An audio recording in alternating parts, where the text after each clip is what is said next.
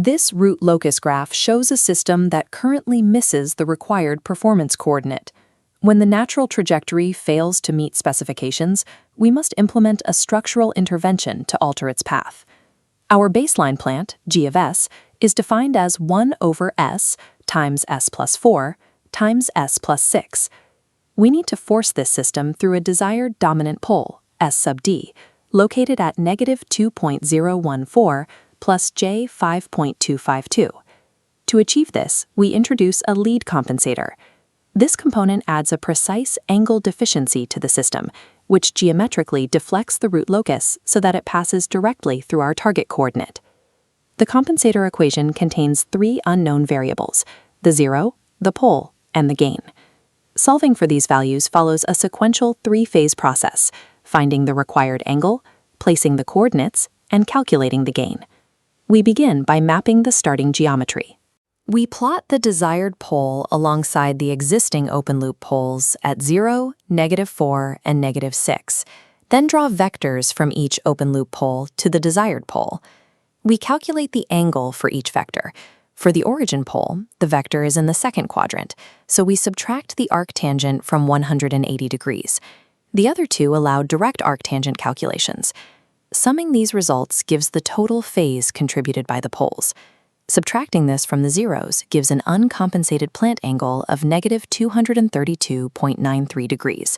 For a point to exist on the root locus, the system angle must equal exactly -180 degrees. Solving this reveals a phase deficiency of 52.93 degrees, the exact phase our compensator must provide. Phase 2 uses the bisector method to locate the compensator's pole and zero. Shifting our focus to the geometry surrounding the desired pole, we define beta as the angle between the imaginary axis and our target, calculating to 20.98 degrees. Next, we find theta, the total angle from the positive real axis to our target. By adding 90 degrees to beta, we get 110.98 degrees.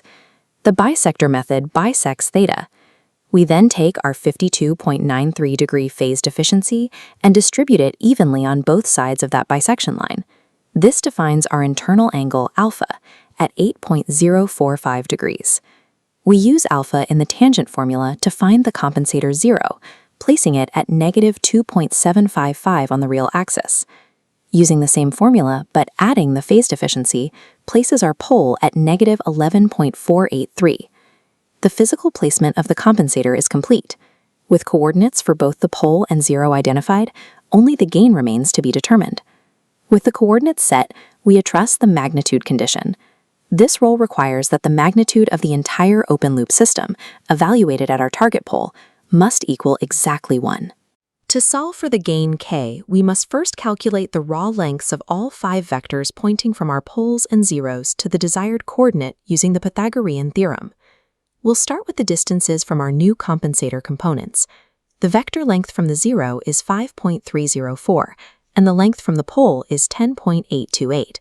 We add the lengths from the original plant poles to our table: 5.625 from the origin, 5.615 from -4, and 6.593 from the pole at -6. By substituting these 5 lengths into the magnitude equation, we can isolate k. Multiplying the pole lengths and dividing by the zero length results in a required gain of 425.34. This gives us our completed lead compensator. Following this sequential geometric approach ensures the system is mathematically guaranteed to meet your exact design specifications.